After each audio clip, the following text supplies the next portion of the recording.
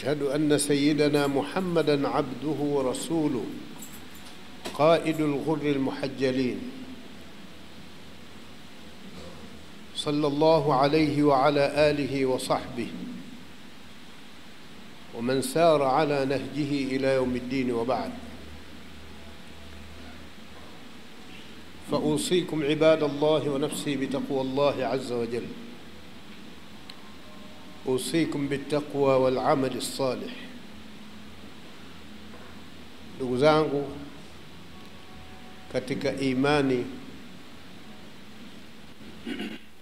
baada ya kuwa ninawahusia kumcha Mungu, na mimi mwenyewe ninaiambia nafsi yangu nimche Mungu.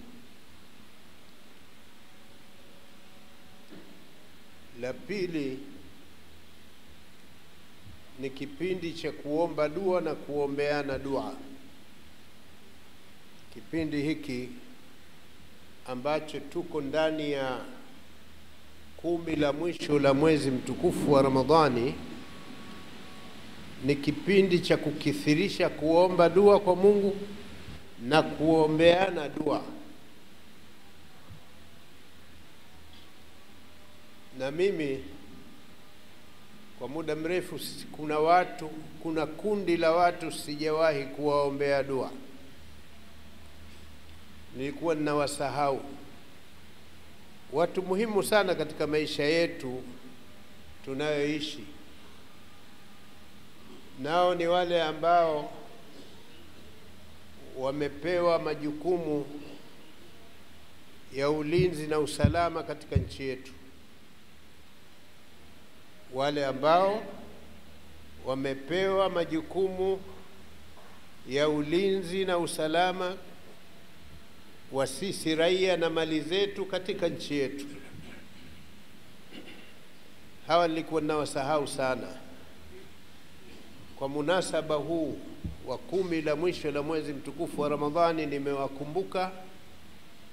Hivyo basi ninawaombea Mungu awashushie huruma zake na awashushie uweledi katika utekelezaji wa majukumu yao, kwa sababu tunajihisi tuko salama kutokana na wao wanavyofanya kazi zao kwa uweledi. Tuko katika amani, lakini amani inalindwa, na walio katika mstari wa mbele katika kuilinda amani hiyo ni wao. Huyo ni watu nao wa kuwaombea dua sana, yani vyombo vya ulinzi na usalama katika nchi yetu, lakini pia katika mkoa wetu, lakini pia katika wilaya yetu ya Ilala ambapo tupo. Mwenyezi Mungu awape taufiki, awape afya njema, awape nguvu, awape maono katika utekelezaji wa majukumu yao. Baada ya hayo, ndugu zangu Waislamu, nchi yetu iko katika mambo muhimu sana. Kwanza, rais wetu Mheshimiwa Dr. Suluhu Hassan, rais wa Jamhuri ya Muungano wa Tanzania, ametimiza miaka 4 katika kuiongoza nchi yetu. Ukweli ni kwamba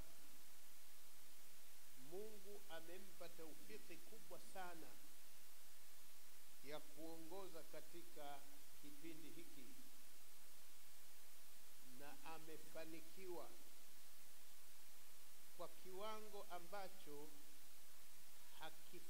hakina mfano wake katika zama hizi. Na mtu tunayemsifia kuwa amefanikiwa, maana yake kapita katika corrugation. Waarabu wanaita matabbat, wazungu wanaita corrugation. Ni barabara isiyo nzuri, lakini akapita katika barabara hiyo kama ni barabara ya lami. Kwa hiyo huyo amefanikiwa. Miongoni mwa msukosuko uliyempata mama yetu huyu, ambao mimi kusema kweli ulinisumbua akili yangu kama kiongozi wa dini, pale alipokuwa anafanya taratibu za uwekezaji wa bandari hapo, alafu wakatokea watu wengine wakatunisha misuri kwa nguvu zao zote kupinga uwekezaji ule, na wengine wakaingia katika fikra za kiudini, wakasema wanaopewa ni Waarabu, yani huo ni udini na ukabila, yani mwekezaji ni Mwarabu Muislamu, Waarabu Waislamu, huo ni udini na ukabila. Hatuwezi tukapata maendeleo ya kidunia haya bila ya watu kama watu kushirikiana. Nchini mwetu hapa kuna Mayahudi, kuna wazungu, kuna nani wamewekeza katika kuna Wachina, kuna Wakorea, kuna watu chungu mzima, lakini haijawahi kuwa nongwa kwa hao. Nongwa alipokuja kuwekeza Mwarabu bandarini. Huu ni ubaguzi ambao ni wa kikabila na dini. Lakini mama yetu alisimama kidete kuhakikisha jambo linafanikiwa, na alhamdulillah matokeo yamekuwa mazuri. Watu hawayatangazi sana tu kwa sababu sijui kwa nini, lakini matokeo ni mazuri. Kwa matangazo machache niliyoyasikia mie, pia ninashangaa kwa nini hili lalo halirudiwi kutangazwa, au mtu mpaka afanye baya ndo mtangaze sana, lakini akifanya mema unaona uvivu kumtangaza. Mimi ingawa sauti yangu si sauti ya kufika mbali, lakini hapa katika jukwaa hili najithubutu kusema mama amefanikiwa, na Mungu amzidishie nguvu na afya na uweledi zaidi, ili Mungu ajalie anachokifanya ni kwa maslahi yetu wananchi wote wa Tanzania, si kwa maslahi ya familia yake, wala si kwa maslahi ya watu wa dini yake, wala si kwa maslahi ya mtu, bali ni kwa maslahi ya Watanzania. Mambo yanakwenda ambayo yeye ameyakuta, ameyakamilisha, lakini kuna ambayo yeye ameanza na ameyafanya na yamemalizika. Tuna umeme wa kumwaga, ndio lugha yetu ya mtaani. Tuna umeme wa kumwaga, maana tuna umeme mwingi mno, hatuna shida ya umeme. Ile katika wakati mwingine kutokana na miundo mbinu inawekwa upya. Jengo likitolewa la zamani la miti, sasa linataka kuwekwa jengo la nguzo ya zege, lazima pale patatokea kukatika umeme. Hilo ni jambo la kawaida. Hata wewe ukenda hospitali unataka utibiwe uwe mzima tena, lakini utalazwa katika kitanda cha daktari ili akukorokoche, alafu baadaye uinuke uwe mzima tena. Lakini wakati ule umelala hufanyi kitu, na mambo mengine ndio hivyo hivyo. Hivyo basi tumpongeze, ni wajibu wetu kumpongeza, pia ni wajibu wetu kumuombea dua sana mama. Na dua yenyewe si ishie dua ya leo, hapana, na dua ya kesho, kwa maana ya kwamba mitano tena,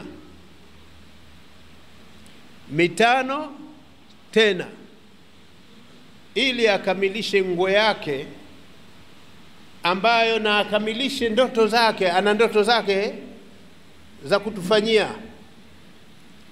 Na wale ambao wanaopenda maisha kitonga, hata peponi huwezi kupitia kitonga. unatakiwa ukeshe pepo. Mungu kishaiandaa, ipo, kishaipamba huu mwezi wa Ramadhani. Lakini ukiitaka hiyo pepo, ili 10 la mwisho la Ramadhani ukeshe. Hakuna pepo kitonga, yani mteremko tu unakwenda, hamna hiyo. Kama ilivyokuwa hakuna pepo kitonga wala hakuna dunia kitonga, maisha kitonga hakuna. Lazima ufanye kazi, uvuje jasho, alafu Mungu akuteremshie riziki yako upitia kazini kwako. Hayo ndo maisha, ndo kawaida ya maisha. Ukiona tofauti ujue kuna tofauti. Ukiona tofauti ujue kuna tofauti. Usipofanya kazi na unataka raisi wa nchi aje mpaka aje kukunawisha maji usoni asubuhi, utakaa na matongotongo tumachoni maisha yako. Huyo hayupo. Lazima wewe mwenyewe uamke, upige mswaki, unawe maji usoni, ndo utakuwa mtu. Wewe mwenyewe upige mswaki, uoge, ndo utakuwa mtu. Wewe mwenyewe uende kazini, urudi, ndo watoto wako watapata chakula. Kama kulikuwa na mtu anataka watu wamekaa na kula tu, Mungu ana uwezo huo, mbona hakufanya? Mungu mwenyewe aliyeumba mbingu na ardhi ana uwezo sisi tuwe tunakula tu kama peponi kule, tuwe tunakula tu bila kufanya kazi yote. Lakini hayo kwa hapa duniani hayapo, haya yako akhera. Tukiingia peponi huko unakula. Wadaniyatan alaihim dhilaluha wa dhullilat qutufuha tadhlilan. Kule ndo kwenye kitonga ukishaingia kule peponi. Lakini ule ndani sasa kitonga, ukifikiria tu embe imekuja, ukifikiria embe imefika. Ukifikiria embe kule imefika, ukilifikiria chungwa limefika. Sikwambii ukimfikiria mwari wamefika, sio mmoja. Hiyo ni wapi? Peponi. Lakini duniani hapa kila mmoja avuje jasho, kama yeye rais mama anavuja jasho, anakesha kwa ajili yetu, na sisi lazima tusimame naye bega kwa bega, tuvuje jasho kwa ajili ya nchi yetu na maendeleo yetu. Hakuna cha bure. Haya nilipenda niyaseme, lakini pia kuna wajibu wa kumuombea dua, na hasa 10 hili la mwezi mtukufu wa Ramadhani. Mama huyu tumuombee dua sana. Na hapa msikiti wa Manyema siku ya mwezi 26 kuamkia 27, siku ambaye ndiyo inatarajiwa kuwa ni siku ya Lailatul Qadri, baada salati al-asri, hapa tutamuombea sana dua mama yetu na sisi wenyewe na wanaotuzunguka na nchi yetu.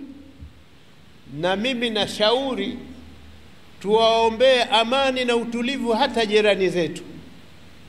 Nchi zetu za jirani nazo ziwe katika amani na utulivu, kwa sababu wao pia wakiwa na rabsha huko kwao huwa wanakimbilia hapa. Hasa hii ni nchi ina masafa maalum.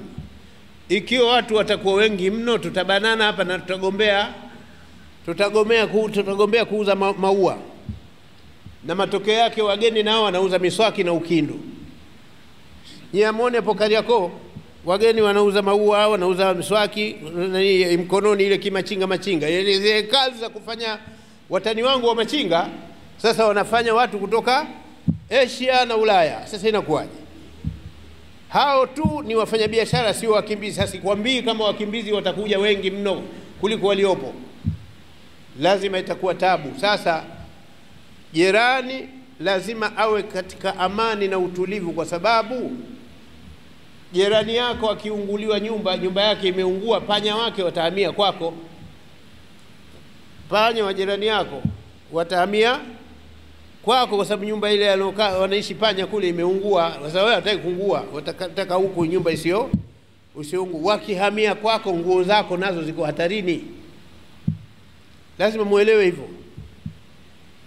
Hivyo basi iko haja ya kuomba dua sana, nchi yetu iwe amani na utulivu, iendelee kuishi katika amani na utulivu. Na iko haja ya kuomba dua sana majirani zetu Burundi, wapi wawe na amani na utulivu, ili hata wale wakimbizi wa Burundi waliko hapa warudi kwao, katika makwao. Kila mmoja ana kwao wale, lakini wamekuwa kama watu wanaishi katika misitu tunayowachagulia kuishi. Sasa muungwana ukachaguliwe msitu wa kuishi, wewe utaishi hapa hata akikujengea jengo gani, lakini unakuwa mtwana tu, kwa sababu unaishi katika mahala ambapo anakulazimisha mtu uishi hapa, hana pa kukuweka pengine. Amani na utulivu jamani ndo maisha yenyewe. Amani na utulivu ndiyo dini yenyewe. Amani na utulivu na utu ndiyo utu wenyewe. Tuhakikishe katika nchi yetu kuna amani na utulivu, lazima tuilinde. Ipo amani na utulivu, lakini kulinda na kuepuka chochote kinachoweza kuashiria uvunjifu wa amani hiyo. Ikivunjika amani, watu wana ndoto zao, watoto wadogo wana ndoto zao wanataka kukamilisha. Kunja amani kukawa watoto wanaosoma shule watazikosa kuzifikia ndoto zao na matumaini yao. Sasa sisi tusiwe ndio wakatishaji tamaa kwao. Sisi tuwe wazazi walezi ambao pia tunawawekea barabara ya amani mbele, mazingira ya amani mbele, kwa sababu Tanzania duniani ukitembea kote, kila mmoja ukisema mimi Mtanzania anakujua kwamba umetoka katika nchi ya amani na utulivu. Kokote ukitakoendelea, sisi tunapata bahati ya kutembea huko, tunapata sifa hizo kwamba nchi yenu ni amani na utulivu. Jamani, hii ndio sifa nzuri, ndio sifa iliyomo ndani ya Qur'ani tukufu. Ndio sifa iliyomo ndani ya Qur'ani tukufu, kwamba kijiji kiwe na amani na utulivu. Yatiha rizquha ragadan min kulli shay. Kwa hiyo riziki inakuja kwa urahisi, kwa sababu ilikuwa pala pakiwa na amani na utulivu. Hivyo basi mimi nitumie fursa hii katika Ijumaa hii na siku 10 hili la mwisho la mwezi mtukufu wa Ramadhani, kumuombea mama yetu na kujiombea wenyewe, kwa sababu sisi wenyewe ndio tunaishi na tuna uhitaji wetu na mahitaji yetu. Mungu atuwafikishe tuwe katika amani na utulivu na taufiki ya kufanikisha kila jambo ambalo tunataka lifanikiwe. Mungu atusaidie, tushike mkono. Wallahu tabaraka wa taala yaqul وبقوله يهتدي المهتدون فإذا قرئ القرآن فاستمعوا له وأنصتوا لعلكم ترحمون. وقال عز من قائل عليم فإذا قرأت القرآن فاستعذ بالله من الشيطان الرجيم. أعوذ بالله من الشيطان الرجيم. بسم الله الرحمن الرحيم. لإيلاف قريش إيلافهم رحلة الشتاء والصيف فليعبدوا رب هذا البيت الذي أطعمهم من جوع وآمنهم من خوف. بارك الله لي ولكم بالقرآن العظيم ونفعني وإياكم بالآيات والذكر الحكيم. آمركم وإياي بما أمركم الله من طاعته فأطيعوه، وأنهاكم وإياي بما نهى الله عنه من معصيته فلا تعصوه، وأرجو لي ولكم من ثوابه فاسألوه. وأستغفر الله العظيم لي ولكم ولسائر المسلمين من كل ذنب فاستغفروه إنه هو الغفور الرحيم وهو البر الكريم.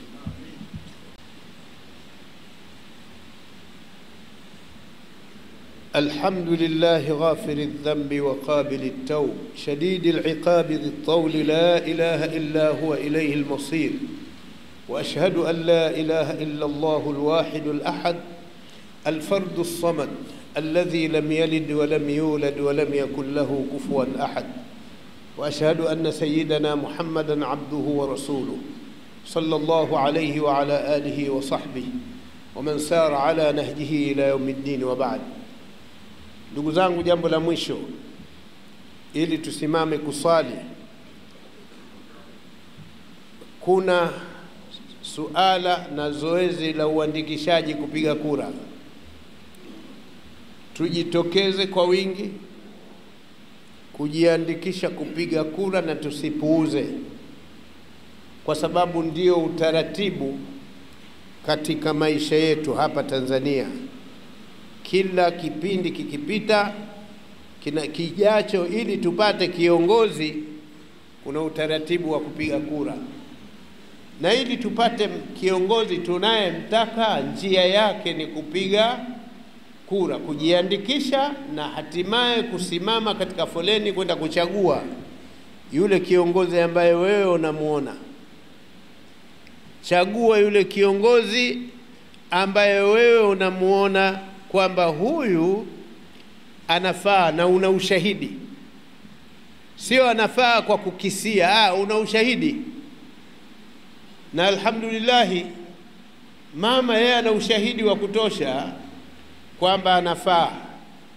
Iliyobakia mioyo. Sasa moyo wako kama upendi hiyo, mimi sikulazimishi, lakini ushahidi kwamba anafaa umetosha kabisa na ziada yani. Kwa sababu miaka 4 hii aliyehudumu katika nafasi ile, wallahi tunaishi kwa raha sana. Raha kwa sababu wanaodili na biashara wanafanya biashara zao. Nimeshuhudilia wanaolalamika katika wafanya biashara kwamba kodi hivi na TRA, wamepata nafasi ya kukaa na maofisa wa TRA na kuzungumza nao kodi walipe vipi. Kwa hiyo imefikia mahala sasa wafanya biashara wanalipa kodi kutokana na mtazamo wao, kodi iwe vipi, na wengine wanaendelea kulalamika, na hiyo ndo maisha. Lakini kila anayelalamika anapata nafasi ya kusikilizwa. Msisahau, ilikuwa nafasi ya kusikilizwa kwa huyo mfanya biashara ilikuwa haipo. Huo ndio kweli. Huyo mfanya biashara kusikilizwa ilikuwa haipo. Ilikuwa inachotakiwa atoe wa ila haya, lakini unasikilizwa. Mama kaunda na tume ile inaongozwa na yule mzee Sefue kwa ajili tu kuwasikiliza watu wanasemaje, wanatakaje, mambo yawe vipi, maslahi yao katika biashara zao zitakuwaje. Ni uungwana mtupu. Anaendesha mambo mama kiungwana. Sasa itakuwaje kwamba awe hana ushahidi wa kutosha kwamba yeye anafaa? Anafaa kwa sababu maisha ni biashara. Maisha ni biashara, na wote tunaoishi ovyo kwa sababu hatushiriki biashara. Si tuishi kidarueshi, mambo yetu magumu kwa sababu hatuna biashara. Wenye biashara, wallahi mimi siku zote nawaombea dua watu wafanye biashara, kwa sababu biashara ndio yenyewe. Biashara, ukitaka kuishi mjini hapa, biashara ndio yenyewe. Ukitaka kuishi shamba, kulima ndio kwenyewe. Kule usende kufanya biashara kule ukalime. Lakini mjini kazi, biashara, ima kuajiriwa ima biashara. Na wanaoishi vizuri zaidi sio wale waajiriwa. Wanaoishi vizuri zaidi na wenye milki zaidi ni wafanya biashara.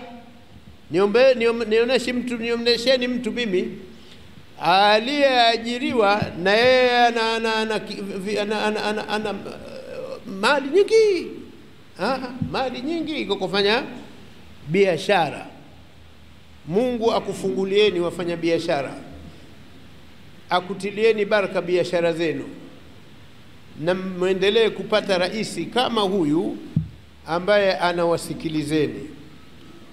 Haya ndiyo ya kufanya, lakini lazima tuseme kwamba kwa hivi anavyokwenda mama anastahiki kupata miaka 5 mingine huko ya kumalizia awamu yake. Anastahiki, silazimishi, lakini anastahiki. Yani mimi ninayo haki na mimi ya kusema. Nyinyi mkitaka kutukana mnatukana, na mimi nikiwa haki ya kusema ninasema. Lazima niseme kwamba anayo haki ya kustahiki kupata miaka 5 mingine, achaguliwe ikiwezekana kwa kura zote. Katiba tu inasema tukae foleni tuchague, lakini kwa namna alivyo ilibidi tu kwamba amepita huyo, ilibidi hivyo tu. Lakini sasa taratibu hazisemi hivyo, na taratibu haziwezi kuniachia mimi ninavyotaka. Mimi ndo natakiwa nifate taratibu zilivyo. Kwa hiyo apigiwe kura. inna Allaha wa malaikatahu yusalluna ala nabii يا أيها الذين آمنوا صلوا عليه وسلموا تسليما اللهم فصل وسلم وبارك على سيدنا محمد وعلى آل سيدنا محمد كما صليت وباركت على سيدنا إبراهيم وعلى آل سيدنا إبراهيم في العالمين إنك حميد مجيد. اللهم أرض عن الصحابة الكرام خصوصا منهم ذي الأصل العريق خليفة رسول الله سيدنا أبي بكر الصديق، وعلى الزاهد الأواب الناطق بالصواب أمير المؤمنين سيدنا عمر بن الخطاب، وعلى جامع القرآن من استحيت منه ملائكة الرحمن أمير المؤمنين سيدنا عثمان بن عفان، وعلى أسد الله الغالب فارس المشارق والمغارب أمير المؤمنين سيدنا علي بن أبي طالب، ورضي الله تعالى عنهم وعن سائر أصحاب رسول الله أجمعين.